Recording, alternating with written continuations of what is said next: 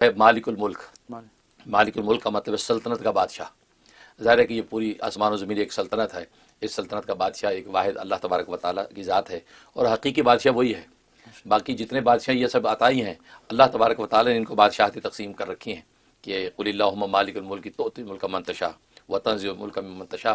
تو اللہ جس کو چاہے بادشاہ عطا کرتے ہیں، تو گویا کہ یہ بادشاہوں کا بادشاہ ہے۔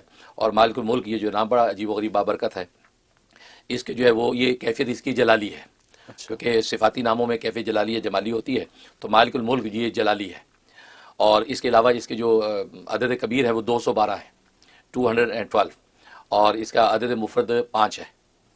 بڑا بابرکت نام ہے۔ قوت، اقتدار اور طاقت میں اس کو بڑی تاثیر ہے۔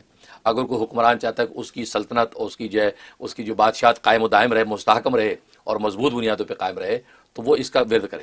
کوئی بھی حکمران ہے تو وہ اس کا ورد کرے۔ اس کا طریقہ یہ ہے کہ اپنے نام کے عدد کے اعتبار سے وہ نکال لے۔ اگر اس کے نام کے عدد جو ہے وہ 200 کے اندر اندر ہے، تو پھر اپنے نام کو وہ 5 کے ساتھ ملٹیپلائی کرے اس عدد کو، تو جتنا آئے اتنا وہ ورد کرے۔ یا اس کے اپنے جو عدد ہے 212 کو جو ملٹیپلائی کرے 5 کے ساتھ، تو جتنا عدد نکلتا ہے اتنا وہ حکمران جو ہے اس کا ورد کرے۔ یا مالک الملک، یا مالک الملک، تو یا جب ملا ہے تو مالک کے کاف کے اوپر زبر پڑے، یا مالک الملک۔ اگر یا مالک الملک بھی پڑھ لے گا تو مذاکرہ نہیں ہے، وہ اس کا اعراب ہکائی ہو جائے گا، لیکن یا مالک الملک پڑھے۔ تو لہٰذا تسبیحات میں بہت سے حکمرانوں کے ہاتھوں میں تسبیحیں ہوتی ہیں، کچھ نہ کچھ پڑھتے رہتے ہیں، تو ان کو چاہیے وہ پڑھے یا مالک الملک، یا مالک الملک، یا مالک، بجائے اس کے کہ وہ یہ پڑھے آیت الکرسی، آیت الکرسی، آیت الکرسی۔ صحیح بات ہے، ماشاء اللہ۔ کرسی کی آیت، اس کے بجائے جو ہے نا وہ پڑھے یا مالک الملک، یا مالک الملک۔ اس سے کیا ہوگا کہ وہ بادشاہ مستحکم رہے گا، مضبوط رہے گا، اور اس کی جو ہے بادشاہت کو کوئی جو ہے بال بیکار نہیں کر سکے گا۔ یہ زبردست تاثیر۔ اور ایک تاثیر اس میں یہ ہے کہ انسان یہ چاہتا ہے مالدار بنے۔ ظاہر مالدار بننے کی تمنا کس کو نہیں ہے؟ ہر آدمی چاہتا ہے میں مالدار بنوں، کوئی چاہتا ہے دنیا کے لیے بنوں، کوئی چاہتا ہے آخرت کے لیے بنوں، لیکن مالداری ہر بندہ چاہتا ہے۔ اور اللہ نے مالداریاں تقسیم بھی کی ہیں، بادشاہوں کو بھی دی اور انبیاء کو بھی دی۔ انبیاء کو مالداریاں ایسی عطا کی ہیں کہ وہ حضرت سلیمان علیہ السلام جیسی سلطنتیں تقسیم کی، حضرت یوسف علیہ السلام جیسی بادشاہتیں دی۔ تو مالدار بننا اٹ سیلف کوئی بری بات نہیں ہے۔ ہاں یہ دیکھا جائے کہ کس وجہ سے بننا چاہتا ہے۔ اگر وہ آخرت کے لیے بننا چاہتا ہے کہ اس مال کے ذریعے سے دنیا کے اندر انفاق فی سبیل اللہ اور خدمت خلق کروں گا کہ جس سے ہو کہ دنیا سنورے گی اور آخرت میں اللہ کے اجر ملے گا، تو سبحان اللہ، ایسا مالدار تو خود جو ہے وہ حدیث میں آتا ہے کہ نعم الامیر عند باب الفقیر، کہ ایسا جو ہے مالدار آدمی جو ہے وہ کسی اللہ والے کے جو صحبت میں ہے تو یہ بڑا اچھا مالدار ہے، جو مالداری کی نخوت میں اللہ والوں کو بھولا نہیں ہے۔ تو یہ ہے، تو مالدار بننا جو ہے جس کی تمنا ہو تو اس میں اس کی بڑی زبردست تاثیر ہے۔ اس کا طریقہ یہ ہے کہ خود اس کے نام کے عدد جو 212 ہیں اس کو 5 کے ساتھ ملٹیپلائی کر لے، یا انسان کے اپنے نام کے جو عدد ہیں اس کو 8 کے ساتھ ملٹیپلائی کرے۔ اچھا، 8 کے ساتھ ملٹیپلائی کرے تو جتنا عدد نکلے اتنا روزانہ اس نے پڑھنا ہے۔ یا تو یہ کرے یا پھر ہر وقت پڑھنے کا معمول بنائے، یا مالک ہر وقت پڑھے بلا جو ہے وہ تعداد کے، تو کثرت سے پڑھے۔ لیکن کثرت سے پڑھنے میں یہ ہوتا ہے کہ بس وقت انسان مصروفیت میں بھول بھی جاتا ہے، موقع نہیں ملتا۔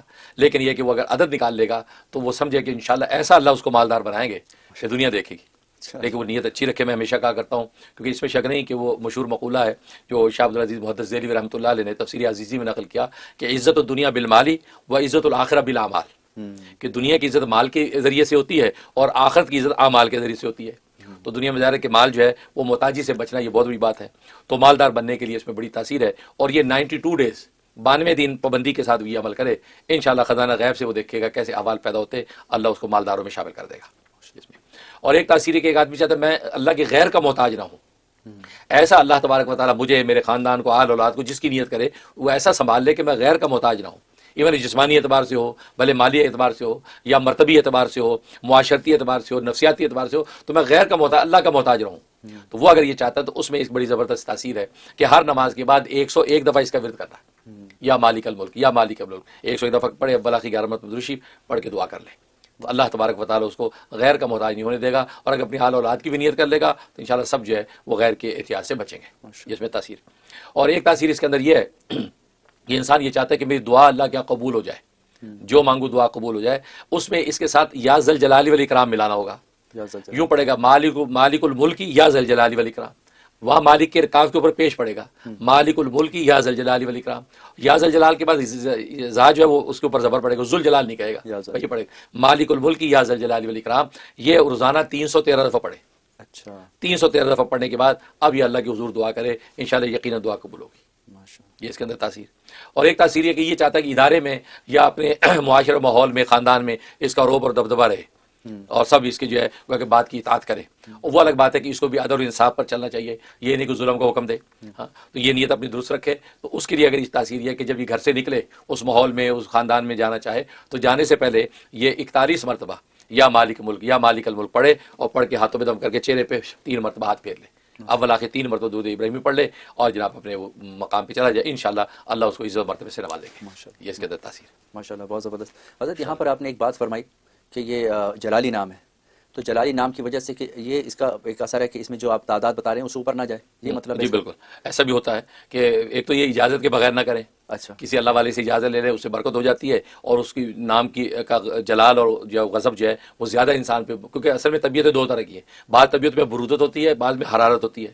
جو برودت طبیعت کے مالک ہیں تو وہ اگر پڑھیں گے تو ان کو تو بیلنس ہو جائے گا, جلال اور اس کی برودت کٹھی ہو کے بیلنس ہو جائے گا. لیکن جن کی طبیعت پہلے غسیلی ہے, پہلی جلالی ہے, طبیعت جلالی, اب اسے ورد پڑھ لیا, تو جلالی وہ آگ سے آگ ملی, یہ تو ڈبل آگ ہو جائے گی. تو اس وجہ سے بعض لوگ جب پڑھتے ہیں ایسے ناموں کو تو ان کا دماغ گھوم جاتا ہے, کیونکہ وہ گرمی دماغ کو چڑھ جاتی ہے. کسی اللہ والے کی اجازت سے کرتے ہیں تو گویا کہ وہ اس کی اجازت ایک ٹرانسفارمر کا کام کرتی ہے, کنٹرول پیچھے سے کرتی ہے, وہ اسے زیادہ اس کو آگے بڑھ نہیں دیتی. اس کا طریقہ یہ پھر اللہ والوں نے متعین کیا کہ تعداد مقرر کر دیتے ہیں کہ آپ اتنی تعداد پڑھیں, لہٰذا اتنی تعداد پر رہنا چاہیے, کیونکہ لوگوں کو پتہ نہیں کہ میری طبیعت جلالی ہے کہ جمالی ہے. بالکل, ویسے بظاہر بڑا جمالی نظر آتا ہو, لیکن وہ مزاج کے اعتبار سے جلالی ہو.